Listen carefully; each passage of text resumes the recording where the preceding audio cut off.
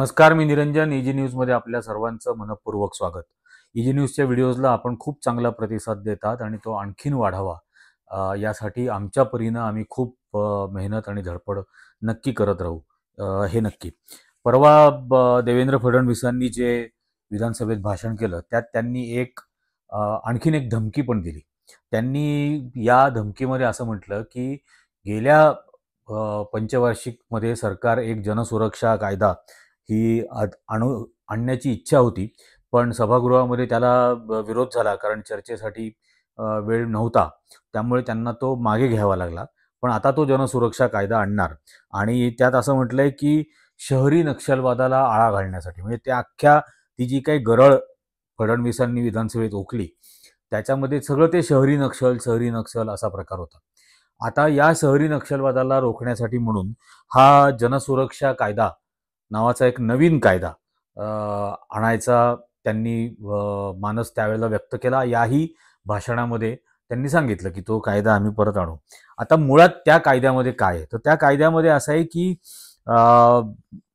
मुळात या जनसुरक्षा कायद्यामध्ये सरकारला हे ठरवण्याचा अधिकार मिळतो की कुठलं कृत्य बेकायदेशीर आहे आणि कुठली संघटना बेकायदेशीर आहे हे ठरवण्याचा अधिकार सरकारचा असेल.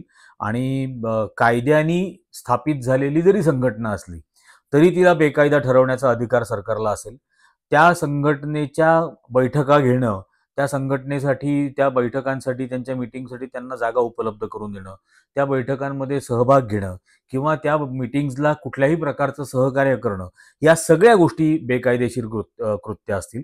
बेकायदेशीर कृत्यांची एक वेगळी व्याख्या त्या कायद्याच्या ड्राफ्टमध्ये केलेली आहे आणि त्यात 6व्या पोटकलमात त्याच्या कायद्याद्वारे स्थापन झालेल्या संस्थांच्या विरोधात, म्हणजेच सरकारच्या विरोधात अथवा सरकारच्या विरोधात अवज्ञा किंवा आंदोलनांना प्रोत्साहन देणं, या या या या कृत्यांना हे बेकायदेशीर कृत्य ठरवलं गेलेलं आहे. आणि सरकारच्या विरोधात आंदोलन करायचं नाही, सरकारच्या विरोधात कुठल्याही मुद्द्यावरती मीटिंग घ्यायची नाही आणि त्यासाठी कुठल्याही प्रकारचं आंदोलन वगैरे पुकारणं हे सुद्धा याच्यामध्ये बेकायदेशीर असेल. आणि ती व्यक्ती किंवा ती संघटना ही बेकायदेशीर ठरवण्यात येईल. याच्यामध्ये त्या व्यक्तीला, त्या संघटनेतल्या लोकांना ताबडतोब अटक करण्याचा सरकारला अधिकार मिळेल. त्यांची संपत्ती, मालमत्ता जे काय असेल ते सगळं जप्त करण्याचा अधिकार सरकारला मिळेल. आणि तर याच्या विरोधात त्यावेळेलाच वातावरण आधी होतं. आता त्यांनी ते प्रचंड बहुमत मशीन्सद्वारे आणि निवडणुकीतल्या घोटाळ्यांमधून, मतांच्या आकडेवारीच्या टक्केवारीत वाढ करण्यामधून त्यांनी मिळवलंय आणि या राक्षसी बहुमताच्या जोरावर त्यांना आता या गोष्टी करायच्या आहेत. आता सरकारच्या विरोधामध्ये आंदोलन करणं हा राजद्रोह कसं काय म्हणणार सरकार? हा देशद्रोह म्हटला जाणार? सरकारच्या विरोधामध्ये आंदोलनं करूनच हे सत्तेत आले ना. सरकारच्या विरोधामध्येच वेगवेगळ्या प्रकारचे आरोप, किती का बेछूट असे ना, पण ते सगळे केले आणि नरेंद्र मोदी 2014ला पंतप्रधान झाला ना. आणि हे करणं आता बेकायदेशीर, म्हणजे यांच्या विरोधात नाही करायचं. हे एक्झॅक्टली असं इंग्रजांनी केलं होतं की सरकारच्या विरोधामध्ये काहीही करणं हा राजद्रोह समजला जाईल. सरकारच्या विरोधामध्ये आंदोलन करणं, सरकारने घेतलेल्या निर्णयांच्या विरोधात, सरकारच्या धोरणांच्या विरोधात आंदोलन करणं हा या देशाच्या संविधानाने या देशाच्या सर्वसामान्य नागरिकाला दिलेला अत्यंत मूलभूत अधिकार आहे. तो जर कुठल्याही प्रकारची हिंसा करत नसेल, तो कुठल्याही प्रकारे हिंसेला चिथावणी देत नसेल, तो स्वतः कुठल्याही हिंसक कार्यामध्ये ऍक्टिव्ह जर नसेल, तर त्याला तुम्ही देशद्रोही किंवा राजद्रोही म्हणून कसं काय अटक करणार? पण त्यालाही अटक करायचं अशी तरतूद या कायद्यामध्ये आहे. म्हणजे यापुढे सरकारवर टीका केली, सरकारच्या धोरणांवर टीका केली, सरकारच्या निर्णयांवर जर टीका केली तर तो राजद्रोह असेल असं देवेंद्र फडणवीसला म्हणायचंय. आणि असं असेल तर त्याला कवडीची किंमत आम्ही देत नाही असल्या कायद्याला. हे इंग्रजांनी ज्या वेळेला केलं होतं त्यावेळेला देशात काय घडलं हा जगाचा इतिहास वाचला तरी समजतं की अख्ख्या जगाला तोंडात बोटं घालायला लावेला असा स्वातंत्र्य संग्राम या देशामध्ये उभा राहिला होता इंग्रजांच्या विरोधात. याही मनुवाद्यांच्या विरोधात असाच स्वातंत्र्य संग्राम उभा राहील. नवीन स्वातंत्र्य संग्रामासाठी देवेंद्र फडणवीस तुम्ही पीच बनवताय का? असं असेल तर मग तुम्हाला सामोरं जावं लागेल त्या स्वातंत्र्य आंदोलनाला. या देशातला प्रत्येक नागरिक त्याचा हा मूलभूत हक्क आणि अधिकार आहे की तुम्ही घेतलेले निर्णय, तुमच्या योजना याच्या विरोधात टीका करण्याचा त्याला अधिकार असलाच पाहिजे. नागरिकाला असला पाहिजे, आंदोलन करण्याचा अधिकार असला पाहिजे, पत्रकारांनाही तो असायला हवा. अन्यथा अशा प्रकारच्या कायद्याचं रोज भंग करू, बिलकुल याला घाबरणार नाही, रोज भंग करू. असेल हिम्मत तर बघा मग काय होतं. हा अख्खा महाराष्ट्र देशाचे तुरुंग कमी पडतील. इतकं मोठं आंदोलन याच्यातून जन्माला येईल. आणि कुठल्या का मार्गाने पण निवडून आलेलं तुमचं सरकार राहणार नाही. इतका जनतेचा प्रक्षोभ या देशात निर्माण होईल. त्या गोष्टीला तुम्ही जन्म घालताय का? त्या गोष्टीला तुम्हाला जन्म घालायचा आहे का? आणि याच्यामध्ये बरंच याच्यानंतर हे ज्या वेळेला लक्षात आलं की याला विरोध होईल आणि आमच्याकडून आणि इतरांकडून पण याच्यावरती टीका सुरू झाली, त्यावेळेला त्यांनी एक पत्रकार परिषद घेतली आणि त्या पत्रकार परिषदेमध्ये त्यांनी असं म्हटलं की शहरी नक्षलवाद कायद्याबाबत सर्व संघटनांची मतं ऐकून घेणार. आणि ते बोलताना म्हणजे लबाड लांडगा ढोंग करतो कसं, लोकशाहीची या संदर्भात अनेक अफवा पसरवण्यात आलाय, हे फडणवीस बोलतायत. लोकशाहीची पायमल्ली करायची आहे, विरोधकांचा आवाज दाबायचा आहे, अशा वल्गना केल्या जात आहेत. फडणवीस या वल्गना नाहीये. भीमा कोरेगावच्या केसमध्ये वर्षानुवर्ष खितपत पडलेले कार्यकर्ते माहिती आहेत जनतेला. त्यात वकील आहेत.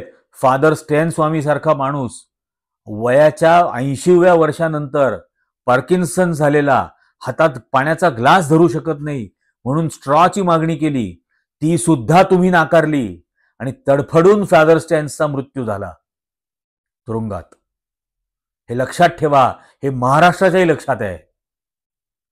दिल्लीमध्ये ओमर खालिद, शर्जील इमाम, भारतातली सर्वोच्च शैक्षणिक संस्था असलेल्या जवाहरलाल नेहरू युनिव्हर्सिटीमधून ज्यांनी PhD मिळवली, असे डॉक्टर ओमर खालिद सारखा तरुण तुम्ही गेली 5 वर्ष जवळजवळ तुरुंगात ठेवलाय. का बरं? तर त्यांनी फक्त एक CA NRCच्या विरोधात भाषण केलं आणि त्या भाषणात तो फक्त एवढंच बोलला की ते लाठ्या घेऊन येतील तर आपण हातात तिरंगा घेऊ, ते हिंसा पसरवतील तर आपण प्रेमाची भाषा करू. या भाषणासाठी तुम्ही त्याला तुरुंगात ठेवला 5 वर्ष. शरम वाटली पाहिजे. तुमच्या त्या तडीपारला सुद्धा शरम वाटली पाहिजे आणि तुम्हाला सुद्धा लाज वाटायला पाहिजे भारतीय जनता पक्षाचा पदाधिकारी म्हणून सुद्धा. अत्यंत निर्दोष लोकांना तुम्ही तुरुंगात चढवलंय 4-4, 5-5 वर्ष आणि तुम्हाला असं वाटतंय लोकशाहीचा आवाज दाबण्याची वल्गना करतायत लोक. याचाच अर्थ तुमची लोकशाहीबद्दलची संकल्पना काय आहे हेच याच्यातून कळतं. लोकशाहीबद्दल, संविधानाबद्दल, मूलभूत हक्कांबद्दल, स्वातंत्र्याबद्दल, समतेबद्दल, धर्मनिरपेक्षतेबद्दल तुमच्या मनामध्ये किती काळं विष साचलेलं आहे हेच सतत दिसत राहतं. पण यापुढे खबरदार, हे असले कायदे आणून नागरिकांना जर घाबरवण्याचा प्रयत्न करणार असाल तर हे होणार नाही. याच्या विरोधामध्ये उसळून आगडोंब उभा राहील जनतेच्या असंतोषाचा. आणि त्या असंतोषाचे जन्मदाते तुम्ही असाल देवेंद्र फडणवीस. लोकांवर याचं खापर फोडू नका. या असंतोषाचा जन्म देणारे तुम्ही असाल जन्मदाते. आणि मग या जनसुरक्षा कायद्याला लोक कसा विरोध करतात ते बघा. आणि तो विरोध करणं हा या देशाच्याच संविधानाने डॉक्टर बाबासाहेब आंबेडकर, त्यात अमित शहाला फार त्रास होतो ना, आंबेडकर आंबेडकर आंबेडकर आंबेडकर आंबेडकर मुद्दाम जप करतो. आंबेडकरांनी दिलेल्या संविधानामध्ये, बाबासाहेब आंबेडकरांनी दिलेल्या संविधानामध्ये आंदोलन करणं हा मूलभूत हक्क आहे. आणि तो या देशातले, या राज्यातले नागरिक तुमचे असे कायदे केराच्या टोपलीत फेकून करतील. सविनय कायदे भंग करणं, असहकार चळवळ करणं या इंग्रजांनी बेकायदेशीर ठरवल्या होत्या महात्मा गांधींच्या. तुम्हाला एक्झॅक्टली तेच करू पाहायचं आहे. महाराष्ट्राचे जनरल डायर होऊ नका एवढंच सांगतो. त्या जनरल डायरची कबर सुद्धा लंडनमध्ये सापडत नाही. हे वास्तव आहे. आणि म्हणून सांगतो की अजूनही शहाणे व्हा. या जनतेच्या असंतोषाला काडी लावू नका. हीच विनंती करतोय. आजच्या या भागामध्ये इतकंच आहे. पण तुम्हाला दर्शकांना अशा अत्यंत हुकुमशाही कायद्याबद्दल काय वाटतं हे नक्की खालती लिहा तुमच्या कॉमेंट्समध्ये. इजी न्यूजचे व्हिडिओज जास्तीत जास्त जणांपर्यंत पोहोचवा. जास्तीत जास्त जणांना त्याची लिंक शेअर करा. जेवढ्यांना लिंक शेअर कराल तेवढ्यांना चॅनल सबस्क्राईब करण्याचा आग्रह करा आणि व्हिडिओज लाईक खूप जास्तीत जास्त जणांनी करा. हीच एक विनंती. धन्यवाद.